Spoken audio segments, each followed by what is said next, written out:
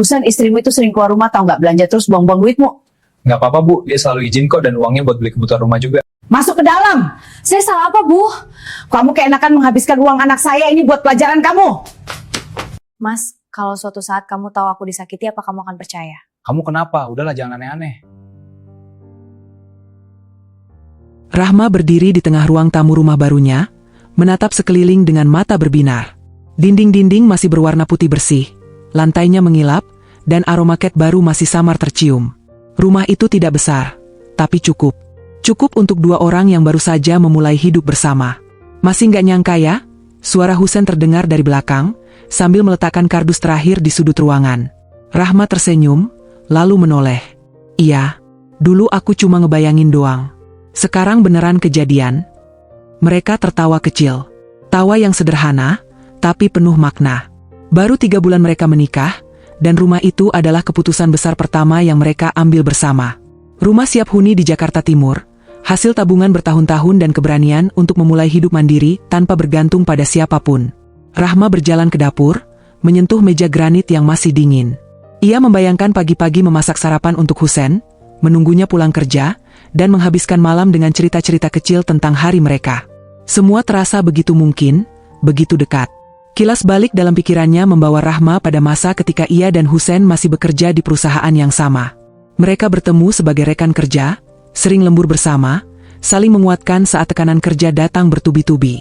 Husen yang tenang dan bertanggung jawab membuat Rahma merasa aman. Dan Rahma, dengan caranya yang lembut dan penuh perhatian, membuat Husen merasa pulang. Setelah menikah, Rahma memutuskan untuk mengundurkan diri dari pekerjaannya. Bukan karena dipaksa, tapi karena pilihan. Ia ingin fokus membangun rumah tangga, setidaknya untuk beberapa tahun pertama. Husen mendukung penuh keputusannya. Kalau suatu hari kamu mau kerja lagi, aku dukung, kata Husen waktu itu. Tapi kalau sekarang kamu mau fokus di rumah, itu juga mulia. Kalimat itu masih teringat jelas di benak Rahma. Hari-hari pertama di rumah baru berjalan begitu tenang. Rahma bangun lebih pagi, menyiapkan sarapan, menyeduh kopi untuk Husen. Mereka makan bersama, meski hanya sebentar sebelum Husen berangkat kerja. Setelah itu, Rahma membereskan rumah, mencuci, menata perabot sedikit demi sedikit agar rumah terasa benar-benar hidup. Sesekali Rahma bertemu teman-temannya. Mereka pergi makan siang atau sekadar berjalan-jalan di pusat perbelanjaan. Tidak sering, tidak berlebihan. Baginya, itu cara menjaga kewarasan, berbagi cerita, tertawa, dan kembali ke rumah dengan hati yang lebih ringan. Meski belum dikaruniai anak, Rahma tidak merasa hidupnya kosong. Ada doa yang selalu ia panjatkan, ada kesabaran yang ia jaga. Husen pun tak pernah menyinggung soal itu dengan nada menyudutkan. Kita nikmati dulu berdua, kata Husen suatu malam sambil memeluk Rahma. Semua ada waktunya. Rahma merasa bersyukur. Rumah itu bukan hanya bangunan, tapi tempat di mana ia merasa diterima, dicintai, dan aman. Tidak ada teriakan, tidak ada kecurigaan, tidak ada rasa takut. Hanya dua orang yang berusaha belajar menjadi pasangan yang baik. Suatu sore, ketika Rahma sedang menyapu teras, ponselnya berdering. Nama Husen muncul di layar. Rahma, suara Husen terdengar sedikit ragu. Iya? Ibu nelepon. Katanya mau main ke rumah minggu depan. Sekalian, mau tinggal beberapa waktu. Rahma terdiam sejenak, lalu tersenyum kecil. Ya nggak apa-apa. Namanya juga orang tua. Ia belum tahu bahwa kalimat sederhana itu akan menjadi awal dari perubahan besar dalam hidupnya. Saat itu, Rahma hanya melihat masa depan dengan hati yang penuh keyakinan, bahwa rumah ini akan selalu menjadi tempat paling aman baginya. Keyakinan itu membuat Rahma menyambut rencana kedatangan Bu Sekar dengan perasaan terbuka. Baginya, kehadiran orang tua dalam rumah tangga adalah hal wajar. Bahkan, ia sempat merasa senang karena bisa lebih dekat dengan ibu dari pria yang ia cintai. Sejak percakapan telepon itu, Rahma mulai menyiapkan banyak hal. Ia membersihkan kamar tamu, mengganti sprei dengan yang baru, dan menata lemari kecil agar Bu Sekar merasa nyaman. Setiap sudut rumah ia perhatikan dengan lebih teliti dari biasanya. Ia ingin menunjukkan bahwa ia mampu menjadi menantu yang baik, yang tahu cara menghormati orang tua. Husen memperhatikan semua itu dengan rasa terharu. Kamu nggak capek? Tanyanya suatu malam ketika melihat Rahma masih merapikan dapur. Rahma tersenyum. Enggak, aku cuma pengen ibu betah di sini. Ucapan itu tulus. Tidak ada kepura-puraan di dalamnya. Hari kedatangan Bu Sekar akhirnya tiba. Husen sengaja mengambil cuti setengah hari untuk menjemput ibunya. Rahma berdiri di depan rumah, menunggu dengan perasaan sedikit gugup tapi penuh harap. Ketika mobil berhenti di depan pagar, Rahma langsung melangkah maju. Buskar turun dari mobil dengan pakaian rapi dan wajah yang terlihat lelah namun tegar. Usianya sekitar 50 tahun, dengan sorot mata tajam yang membuat Rahma secara refleks menunduk sopan. "Ibu," sapa Rahma sambil mencium tangan Buskar. Buskar mengangguk pelan. "Iya, ini rumah kalian?" "Iya, Bu. Silakan masuk." Buskar melangkah masuk sambil memperhatikan sekeliling rumah. Tatapannya menyapu ruang tamu, dapur, hingga lorong kamar. Rahma sempat menahan napas, takut ada yang kurang berkenan. Namun Buskar hanya mengangguk-angguk kecil. "Lumayan," katanya singkat. Bagi Rahma, satu kata itu sudah cukup melegakan. Hari-hari pertama Buskar tinggal bersama mereka berjalan cukup tenang. Buskar sering bangun pagi lebih dulu, duduk di ruang tamu sambil menonton televisi. Kadang ia membantu Rahma di dapur, meski lebih sering hanya mengamati. Rahma menerima semua itu dengan sabar. Ia berusaha menyesuaikan diri, meski harus mengubah beberapa kebiasaan kecil. Husen terlihat bahagia melihat ibunya berada di rumahnya sendiri. Ia sering bercerita tentang pekerjaannya, dan Buskar mendengarkan dengan penuh perhatian. Rahma lebih banyak diam, memilih menjadi pendengar. Ia tidak ingin terlihat mendominasi, apalagi di hadapan ibu mertuanya. Suatu siang, Rahma mengajak Buskar ke pasar tradisional dekat rumah. Ia ingin menunjukkan lingkungan sekitar, sekaligus membeli bahan makanan segar. Buskar mengikutinya tanpa banyak bicara. Di sepanjang jalan, Rahma bercerita tentang kesehariannya, tentang tetangga, dan tentang rencananya mengatur rumah. "Kamu gak kerja sekarang?" tanya Buskar tiba-tiba. "Belum, Bu. Aku resign setelah menikah," jawab Rahma hati-hati. "Untuk sementara aku fokus di rumah dulu." Buskar mengangguk, wajahnya datar. "Oh." Tidak ada komentar lanjutan, tapi Rahma menangkap sesuatu dalam nada itu. Ia memilih tidak memikirkannya terlalu jauh. Malam-malam di rumah terasa sedikit berbeda sejak Buskar datang. Meja makan kini terisi 3 orang. Percakapan pun berubah. Rahma belajar kapan harus bicara dan kapan harus diam. Husen, yang terbiasa dengan suasana tenang, berusaha menjadi penengah yang baik. "Rahma masaknya enak, Bu," puji Husen suatu malam. Buskar melirik Rahma sekilas. "Ya, masih wajar." Rahma tersenyum kecil, menelan perasaan yang muncul tanpa nama. Ia tahu, menjadi menantu bukanlah perkara mudah. Tapi selama semuanya masih berjalan baik, ia percaya waktu akan membuat segalanya lebih hangat. Di kamar, sebelum tidur, Rahma sering memandangi langit-langit sambil menarik napas panjang. Ada rasa canggung yang pelan-pelan tumbuh, tapi ia memilih menyimpannya sendiri. Ia yakin, semua keluarga butuh proses untuk saling memahami. Ia tidak menyadari bahwa sejak hari itu, bukan hanya rumah yang sedang diamati. Setiap geraknya, setiap kebiasaannya, perlahan mulai masuk dalam penilaian seseorang yang kelak akan mengubah hidupnya. Namun untuk saat ini, Rahma masih memegang keyakinan yang sama seperti hari pertama ia menjejakkan kaki di rumah itu, bahwa kebahagiaan bisa dijaga selama niatnya tetap baik. Keyakinan itu yang membuat Rahma mencoba menepis perasaan aneh yang belakangan sering muncul. Ia merasa suasana rumah berubah, meski tidak ada kata-kata kasar atau perlakuan terang-terangan. Semua terjadi begitu halus, nyaris tak terlihat, seperti udara yang perlahan menjadi pengap. Pagi-pagi sekali Rahma sudah berada di dapur. Ia menyiapkan sarapan seperti biasa, nasi hangat, telur dadar, dan sayur tumis. Buskar duduk di ruang makan sambil memperhatikan setiap gerakannya. Tatapannya tidak lagi sekadar mengamati, tapi seperti menilai. "Kamu selalu masak begini?" tanya Buskar tanpa menoleh. "Iya, Bu. Biar Husen sarapan dulu sebelum kerja," jawab Rahma sambil tersenyum. Buskar tidak menanggapi. Ia hanya menghela napas kecil. Rahma berpura-pura tidak mendengarnya. Setelah Husen berangkat kerja, Rahma mulai membereskan rumah. Menyapu, mengepel, mencuci piring. Semua dilakukan seperti rutinitas biasa. Namun kali ini, Buskar tidak masuk kamar atau beristirahat. Ia tetap berada di ruang tamu, duduk dengan tangan terlipat di dada. "Kamu gak capek di rumah terus?" tanya Buskar tiba-tiba. Rahma berhenti sejenak. "Capek juga, Bu. Tapi ini kan tanggung jawab saya." Buskar mengangguk pelan, lalu berkata dengan nada datar, "Zaman sekarang banyak istri tetap kerja walau sudah menikah." Rahma hanya tersenyum. Ia tahu, Jawaban apapun bisa terasa salah jika diucapkan dengan nada yang keliru. Ia memilih diam. Beberapa hari kemudian, Rahma bertemu dengan dua orang temannya dan pergi makan siang. Ia sudah meminta izin Husen sebelumnya, dan Buskar pun ia beritahu. Saat pulang, ia membawa beberapa kantong belanja berisi kebutuhan rumah dan satu kantong kecil pakaian. Tatapan Buskar langsung tertuju pada kantong-kantong itu. "Belanja lagi?" tanyanya. "Iya, Bu. Sekalian beli deterjen sama sabun. Yang lama sudah habis," jawab Rahma. Buskar mendengus pelan. Dulu Husen gak pernah begini boros. Kalimat itu menusuk, meski diucapkan dengan nada biasa. Rahma menelan ludah. Ia ingin menjelaskan, tapi memilih menahan diri. Malamnya, Husen pulang kerja dalam keadaan lelah. Rumah sudah rapi, makan malam terhidang. Rahma berusaha tersenyum seperti biasa. Namun suasana makan terasa berbeda. "Ibu," kata Buskar sambil menyendok nasi, "Rahma itu sering keluar rumah. Belanja terus, ketemu teman terus."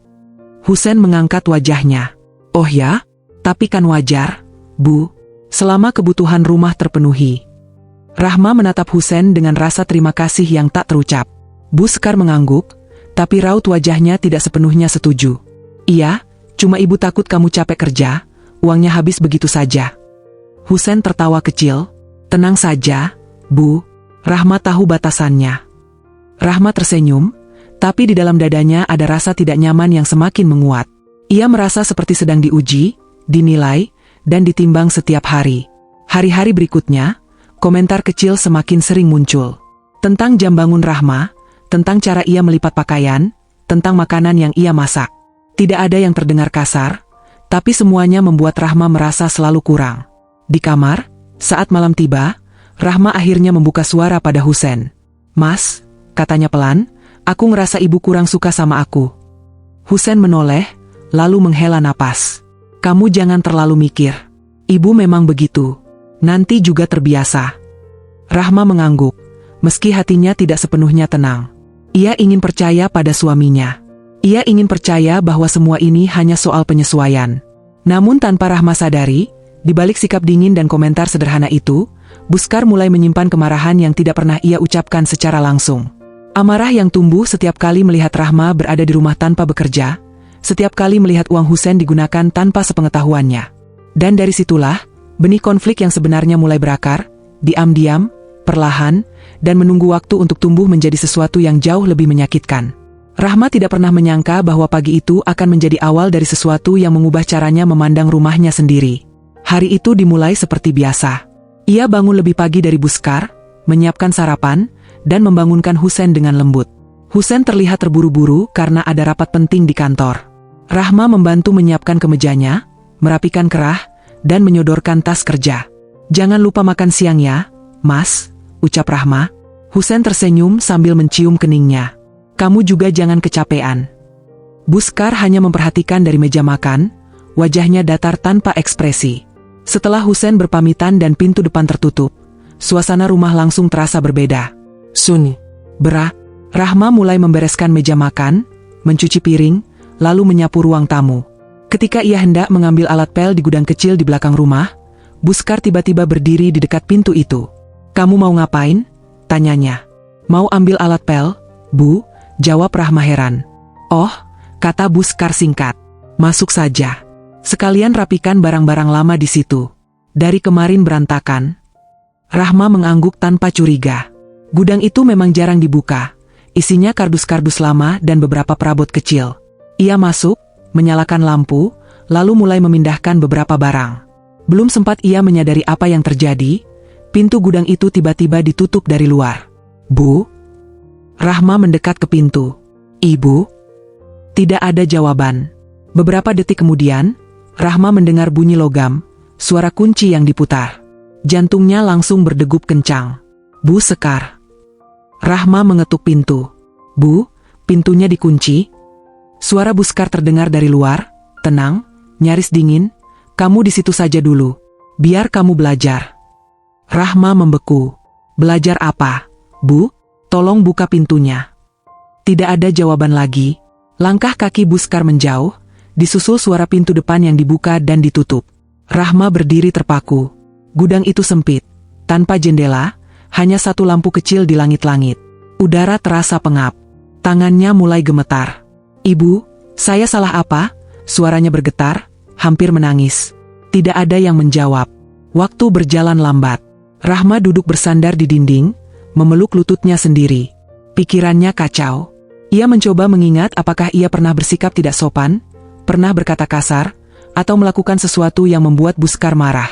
Tapi tak satu pun terasa pantas untuk perlakuan ini. Beberapa jam berlalu. Rahma tidak tahu pasti berapa lama ia dikurung. Yang ia tahu, kakinya mulai pegal, tenggorokannya kering, dan rasa takut semakin menumpuk. Sesekali ia berdiri dan mengetuk pintu lagi, berharap ada keajaiban kecil. Sore hari, pintu itu akhirnya terbuka. Buskar berdiri di ambang pintu, wajahnya tenang seperti tidak terjadi apa-apa. "Keluar. Jangan bikin rumah kotor." Rahma melangkah keluar dengan tubuh lemas. "Bu, kenapa saya?" "Sudah," potong Buskar. "Anggap saja pelajaran. Kamu terlalu enak hidup. Di rumah saja, uang anak saya dipakai seenaknya." Rahma tercekat. Ia ingin membela diri, ingin menjelaskan, tapi lidahnya terasa keluh. Ia hanya mengangguk pelan, menahan air mata. Malamnya, Husen pulang kerja. Rahma berusaha bersikap normal. Ia membereskan rumah secepat yang ia bisa, meski tenaganya hampir habis. Namun Buskar tidak melakukan apapun seharian. Beberapa barang sengaja dibiarkan berantakan. Husen langsung mengernyit begitu masuk rumah. "Kok rumah berantakan?" tanyanya. Buskar lebih dulu menjawab. "Tanya saja istrimu. Seharian di rumah tapi begini." Rahma menatap Husen dengan mata berkaca-kaca. "Mas, tadi." "Sudah," Husen memotong pelan. "Kamu capek atau gimana sih, Rahma?" Kalimat itu seperti pukulan pelan yang menyakitkan. Rahma memilih diam. Ia tahu, tanpa bukti, kata-katanya akan terdengar seperti alasan. Malam itu, Rahma menangis dalam diam di kamar mandi. Ia menutup mulutnya dengan tangan agar isaknya tidak terdengar. Rumah yang dulu terasa aman, hari itu berubah menjadi tempat yang membuatnya takut. Dan yang paling menyakitkan, semua itu terjadi saat orang yang paling ia percaya tidak tahu apa-apa. Hari-hari setelah kejadian pertama tidak pernah kembali sama. Rahma bangun setiap pagi dengan perasaan was-was, seolah rumah itu menyimpan ancaman yang tak terlihat. Ia tetap menjalani rutinitasnya, menyiapkan sarapan, merapikan rumah, tersenyum di hadapan Husen. Namun senyum itu kini terasa rapuh. Ia berharap kejadian di gudang hanya sekali. Kesalahpahaman, mungkin. Emosi sesaat, barangkali. Rahma mencoba berpikir baik, menenangkan dirinya sendiri. Ia tidak ingin mencurigai ibu mertuanya, apalagi menuduh tanpa bukti. Namun harapan itu runtuh pada pagi ketiga setelah kejadian itu. Seperti biasa, Husen berpamitan berangkat kerja. Rahma mengantarnya sampai pintu, mencium tangannya, dan tersenyum tipis. Begitu mobil Husen menghilang di ujung jalan, Rahma menarik napas panjang. Ia berbalik, berniat langsung membereskan rumah agar tidak ada celah untuk komentar. Belum sempat ia memulai, suara Buskar terdengar dari belakang. "Kamu ke belakang sebentar," katanya singkat. Rahma menegang. "Ada apa, Bu?" "Ambil kardus yang kemarin. Banyak debu. Jangan banyak tanya." Rahma menurut. Ia melangkah ke arah gudang dengan langkah ragu. Setiap langkah terasa berat, seperti tubuhnya sudah tahu apa yang akan terjadi. Dan benar saja. Pintu kembali ditutup, kunci kembali diputar. Kali ini Rahma tidak langsung berteriak. Ia berdiri diam, menatap pintu kayu itu dengan mata kosong. Dadanya sesak, tapi air mata justru tak langsung jatuh. Ia mulai memahami satu hal yang menyakitkan. Ini bukan kejadian sekali. Ini disengaja. "Bu," suaranya pelan, hampir tak terdengar. "Tolong jangan begini." Tidak ada jawaban. Hari itu, Rahma dikurung lebih lama. Tanpa makanan, tanpa minum, tanpa tahu jam berapa. Ia duduk di lantai, punggungnya bersandar pada kardus, tubuhnya gemetar karena udara pengap. Ia mencoba mengingat wajah Husen, suaminya, satu-satunya tempat ia berharap.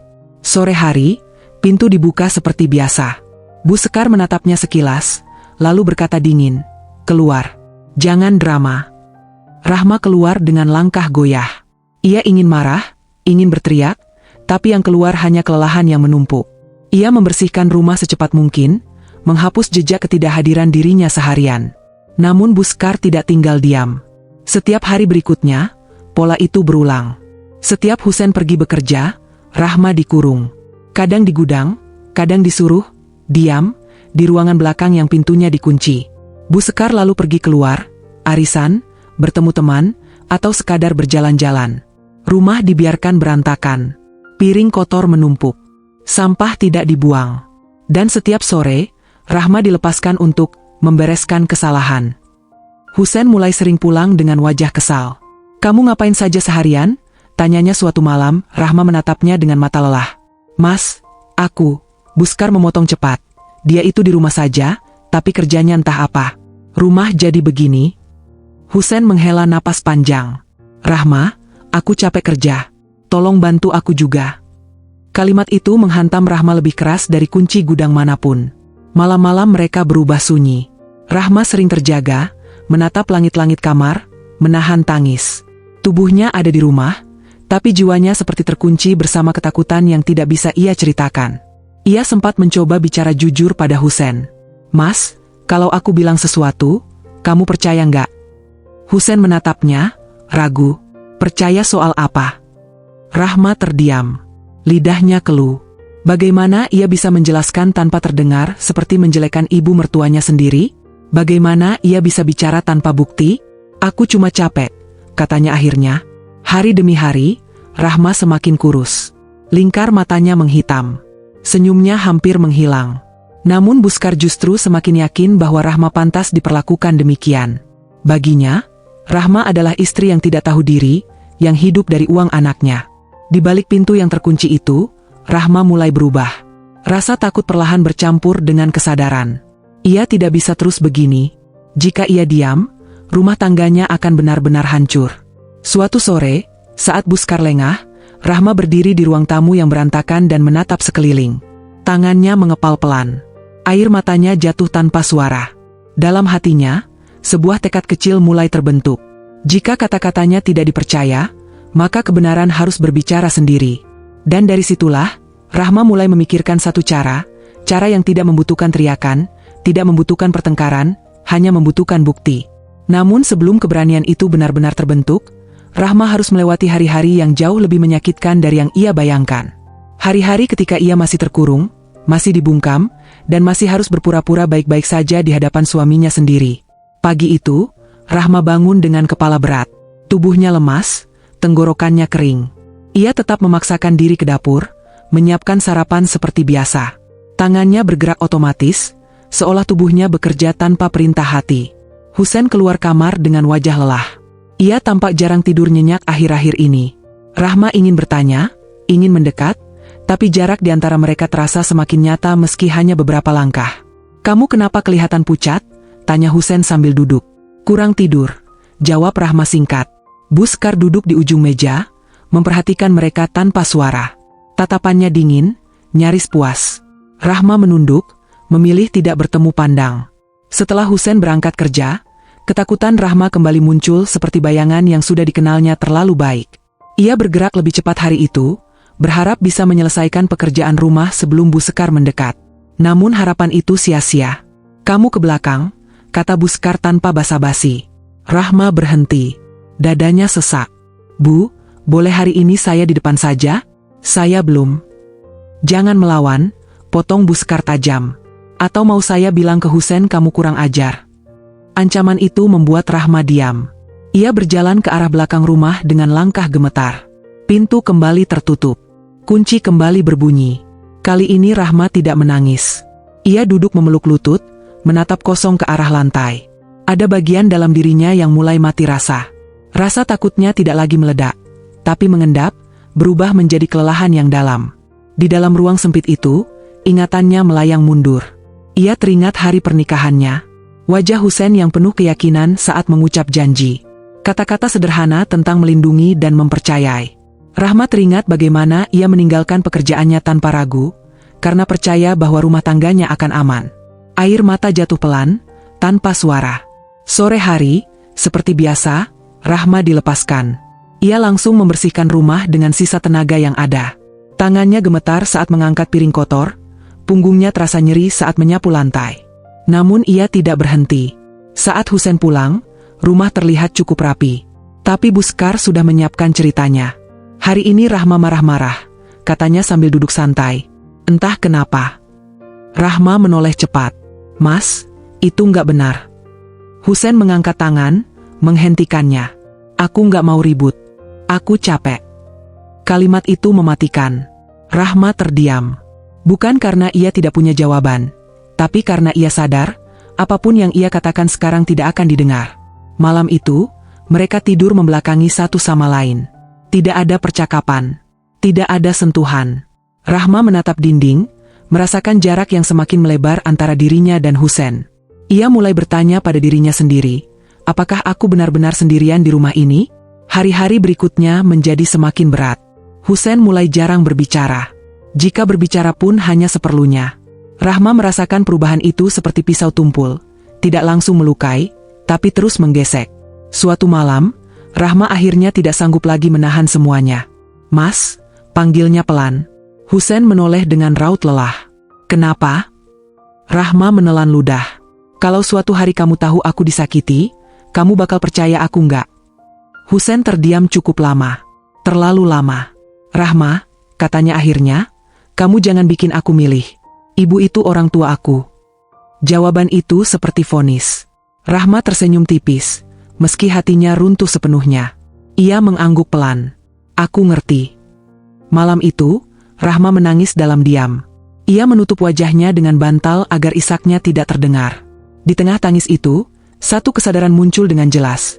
Jika ia tidak menyelamatkan dirinya sendiri, tidak akan ada yang melakukannya. Keesokan harinya, Rahma mulai mengamati rumah dengan cara berbeda. Sudut-sudut ruangan, arah pintu, waktu Buskar keluar dan pulang. Ia tidak lagi hanya bertahan, ia mulai menghitung. Di sela-sela ketakutan, keberanian kecil tumbuh. Ia tahu, berbicara tidak akan cukup. Menangis tidak akan mengubah apapun. Ia membutuhkan sesuatu yang tidak bisa dibantah. Sesuatu yang tidak bisa diputarbalikkan. Bukti. Dan untuk pertama kalinya sejak semua ini dimulai, Rahma merasakan secercah kendali kembali ke tangannya. Kecil, rapuh, tapi nyata. Ia belum tahu bagaimana caranya. Tapi satu hal pasti, ia tidak akan membiarkan dirinya terus dikurung dalam diam. Karena rumah tangga ini mungkin retak tanpa suara, tapi Rahma bertekad, kebenaran tidak akan selamanya terkunci. Tekad itu tidak langsung berubah menjadi keberanian yang besar. Ia tumbuh pelan-pelan, di sela-sela ketakutan yang masih menguasai hari-hari Rahma.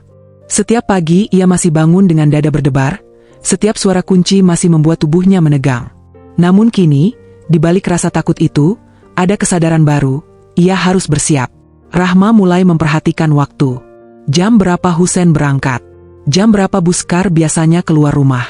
Hari apa saja Buskar menghadiri arisan? Semua ia catat diam-diam di ponselnya, seolah sedang menyusun peta dari kehidupan yang selama ini menjeratnya.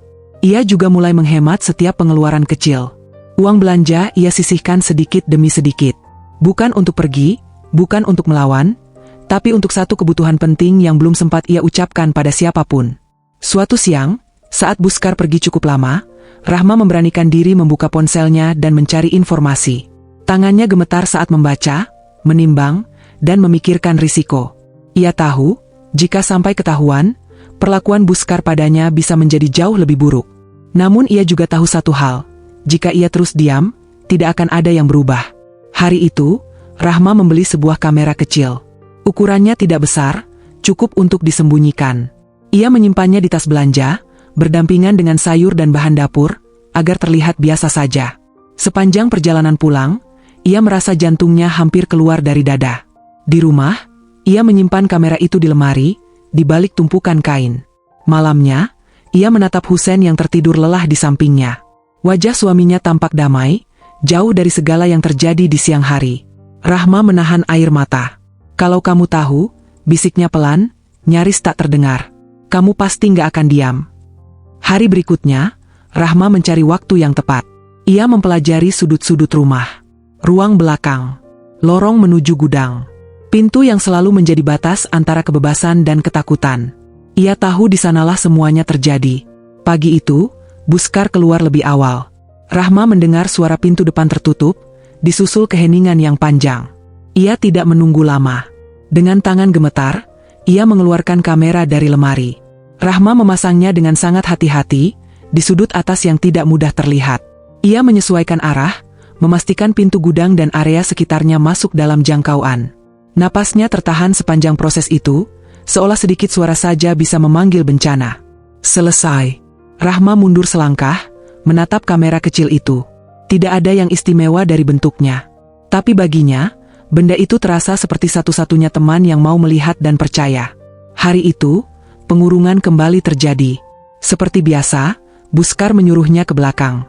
Seperti biasa, pintu dikunci. Namun kali ini, Rahma tidak hanya sendirian dengan ketakutannya. Ia tahu, ada sesuatu yang merekam semuanya. Setiap bunyi kunci. Setiap langkah kaki yang menjauh. Setiap detik ia ditinggalkan. Di dalam ruang sempit itu, Rahma menutup mata dan menarik napas panjang. Untuk pertama kalinya, ia tidak sepenuhnya merasa tak berdaya. Ia masih takut, masih gemetar, tapi ada kekuatan kecil yang menahan dirinya agar tidak runtuh. Sore hari, saat pintu dibuka, Rahma keluar dengan langkah lemah seperti biasa. Buskar meliriknya sekilas, lalu berkata, "Jangan bikin rumah kelihatan kayak kapal pecah." Rahma mengangguk pelan. Ia tidak menjawab. Ia tidak perlu. Malam itu, saat semua terlelap, Rahma membuka ponselnya dan menyambungkan kamera ke layar kecil di tangannya.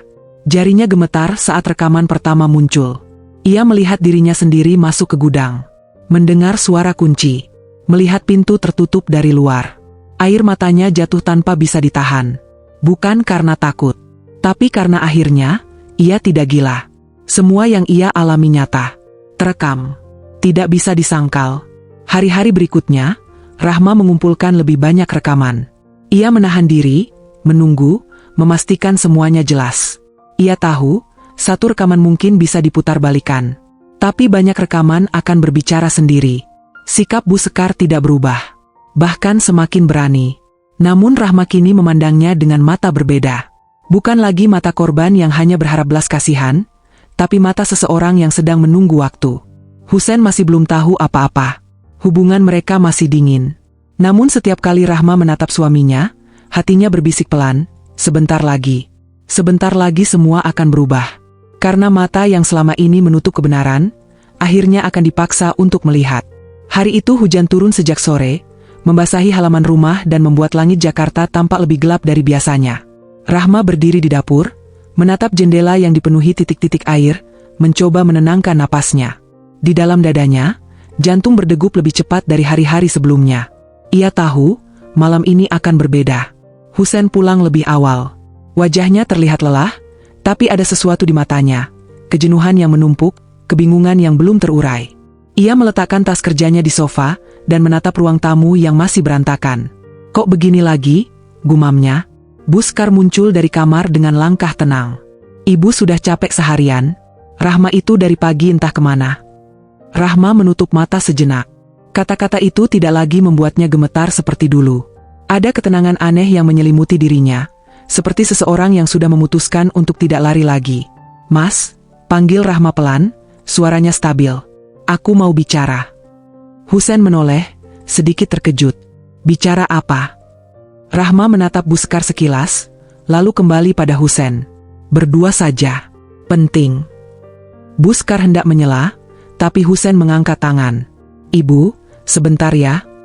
Ada ketegangan tipis di udara saat Rahma dan Husen masuk ke kamar. Pintu ditutup.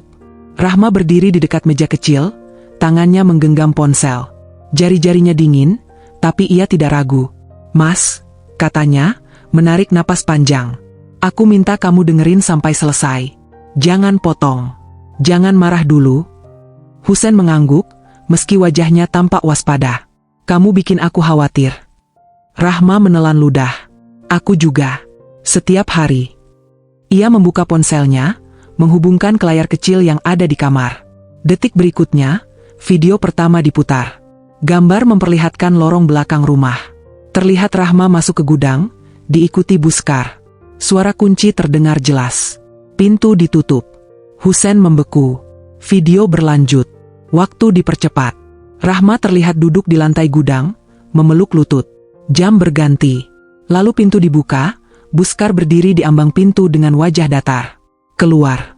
Jangan bikin rumah kotor." Video berhenti. Husen menatap layar, lalu Rahma. Wajahnya pucat. "Ini, apa?" Rahma tidak langsung menjawab. Ia memutar video kedua. Lalu ketiga. Hari yang berbeda. Pola yang sama. Kunci. Gudang. Rahma yang ditinggal. Bu Sekar yang pergi. Husen mundur selangkah, seolah lantai di bawah kakinya runtuh. Ini, Ibu, suaranya serak.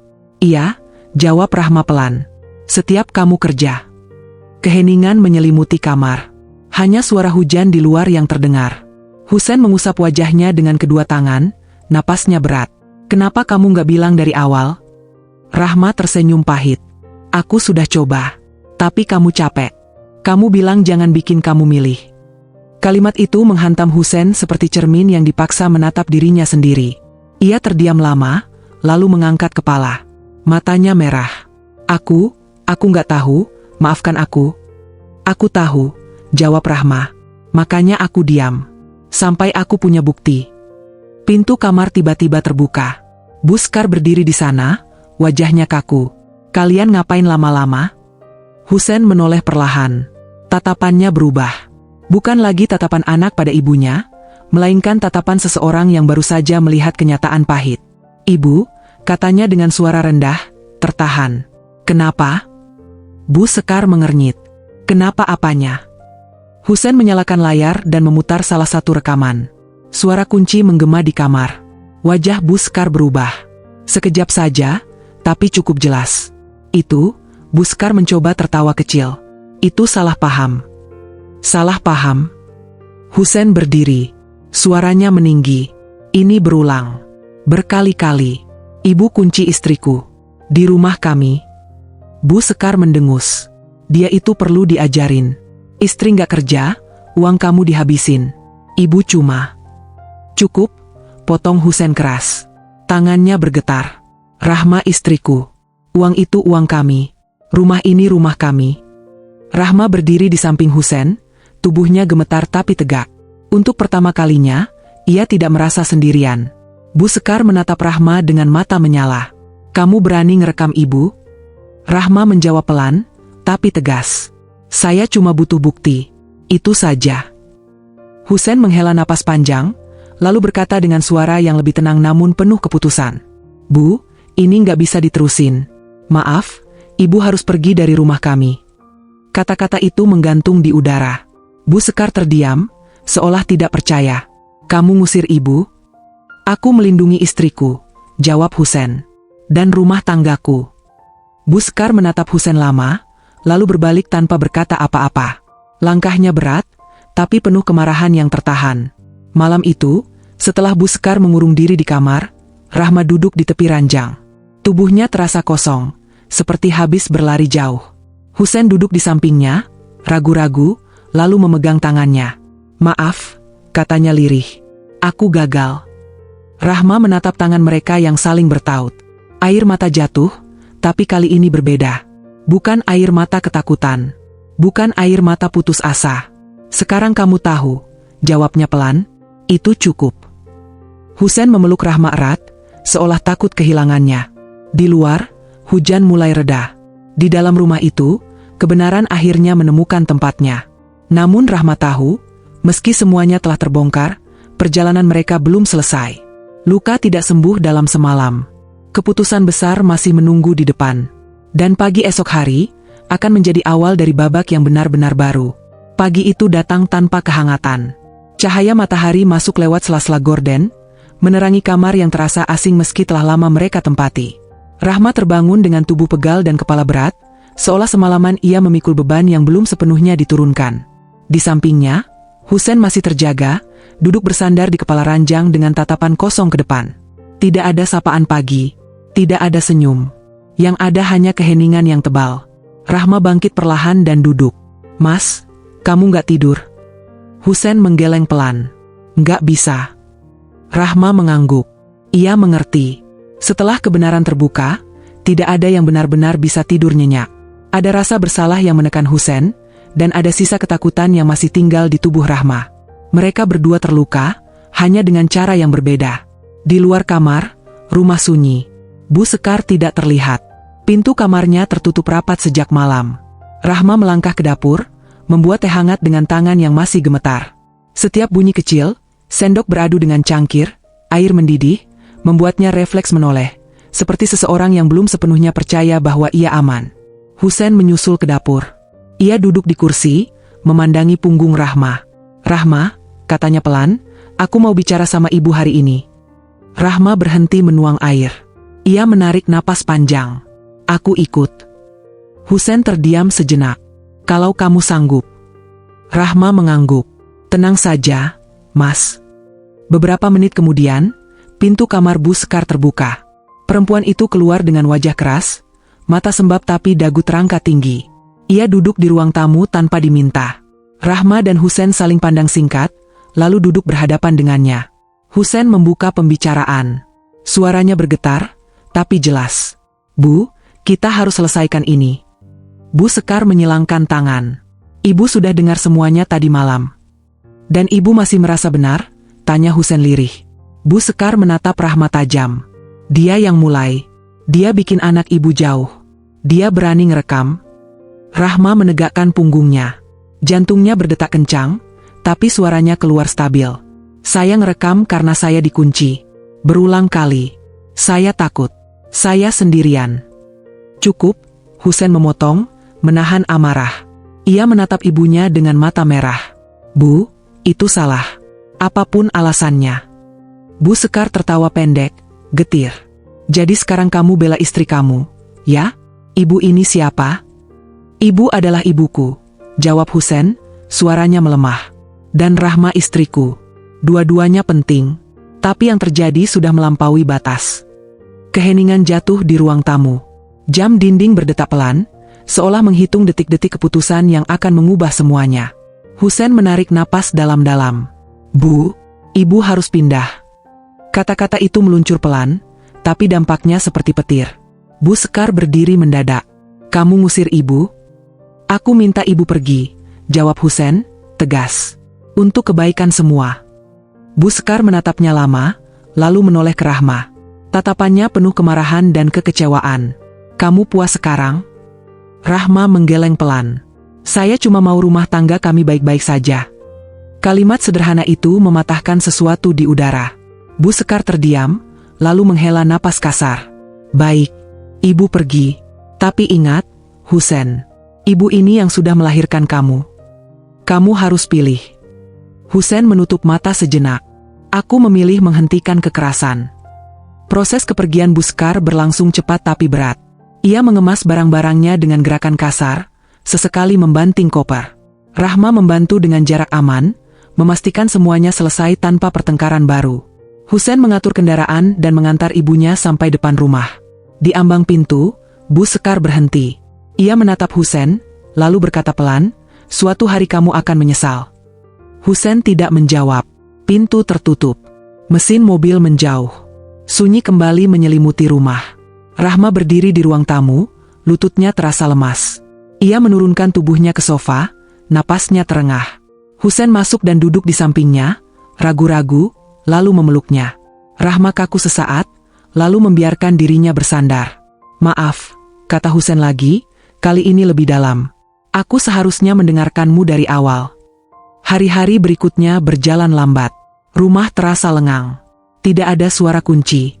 Tidak ada perintah mendadak. Tapi ketenangan itu tidak langsung menyembuhkan. Rahma masih terbangun di malam hari dengan jantung berdebar. Ia masih menoleh refleks saat mendengar suara pintu. Husen berusaha hadir. Ia pulang lebih awal, membantu pekerjaan rumah, menemani Rahma tanpa banyak bertanya. Ia tidak memaksa percakapan. Ia belajar mendengar diam-diam. Suatu sore, Rahma duduk di teras, memandangi jalan. "Mas," katanya pelan, "aku ingin menata rumah kita ini." Husen menoleh. "Apapun itu, aku dukung." Rahma tersenyum tipis. Senyum pertama yang terasa nyata setelah waktu yang panjang. Mereka mulai menata ulang rumah. Bukan hanya perabot, tapi batas-batas. Mereka sepakat tentang kunjungan, tentang ruang aman, tentang kepercayaan yang harus dijaga dengan tindakan, bukan janji. Meski hubungan Husen dengan ibunya merenggang, ia tidak menyangkal rasa sedih itu. Ia belajar menerima bahwa memilih yang benar terkadang berarti kehilangan sesuatu yang berharga. Dan Rahma belajar bahwa bertahan bukan berarti diam. Kadang, bertahan berarti melindungi diri. Di tengah sunyi yang baru, ada luka yang perlahan menutup. Tidak sempurna, tidak instan, tapi nyata. Dan di rumah yang pernah menjadi penjara itu, Rahma mulai bernapas lebih lega. Meski tahu, pemulihan adalah perjalanan, bukan garis akhir. Pagi itu, Rahma membuka jendela lebih lebar dari biasanya. Udara Jakarta masuk bersama cahaya matahari yang lembut, menyentuh lantai dan dinding rumah yang kini terasa berbeda. Tidak ada lagi bayangan langkah yang mengintai, tidak ada lagi bunyi kunci yang membuat jantungnya melonjak. Rumah itu masih sama secara fisik, tapi maknanya berubah pelan-pelan. Rahma berdiri cukup lama di depan jendela, menghirup udara dalam-dalam. Napasnya tidak lagi pendek dan tergesa. Ada sisa-sisa ketegangan di bahunya, tapi tidak sekeras dulu. Ia belajar mengenali tubuhnya sendiri. Kapan harus berhenti, kapan harus memberi waktu, kapan harus meminta bantuan. Husen muncul di ambang pintu, membawa 2 cangkir teh hangat.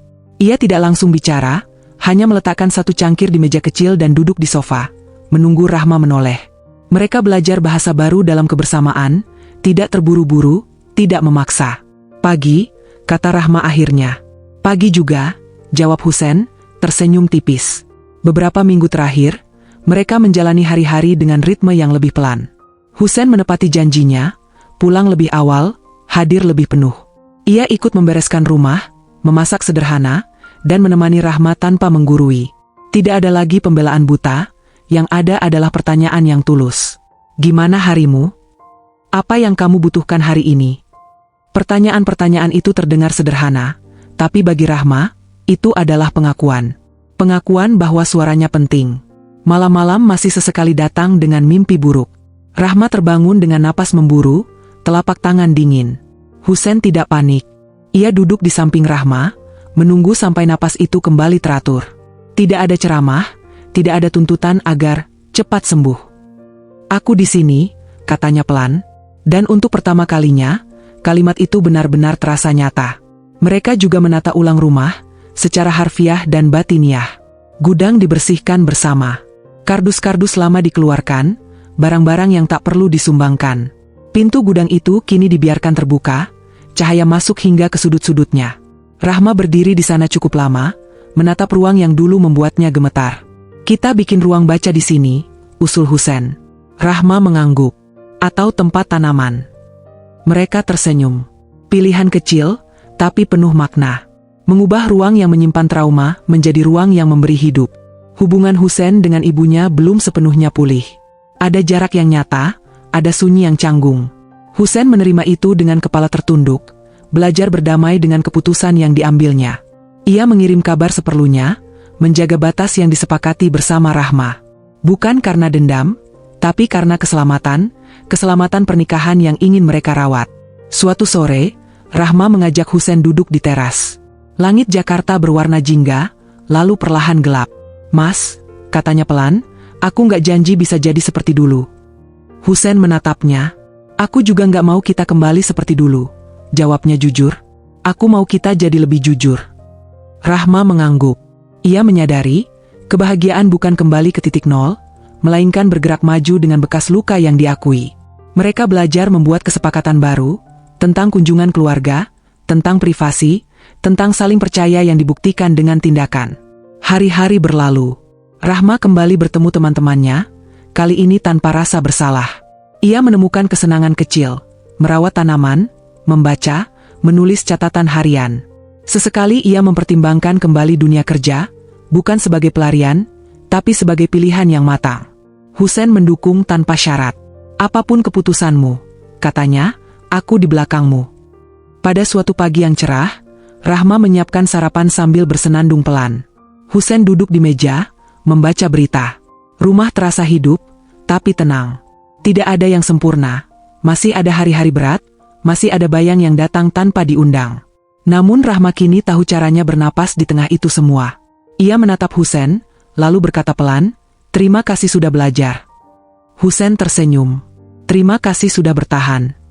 Di luar, suara kota berjalan seperti biasa. Di dalam rumah itu, 2 orang dewasa memilih untuk tumbuh bersama, dengan batas yang jelas dan cinta yang lebih jujur. Rumah yang pernah menjadi penjara kini menjadi tempat pulang. Bukan karena bebas dari masalah, melainkan karena mereka memilih untuk saling menjaga. Dan Rahma, perempuan yang pernah dikurung dalam diam, kini berdiri di ruang hidupnya sendiri, utuh, didengar, dan berani bernapas. Tama.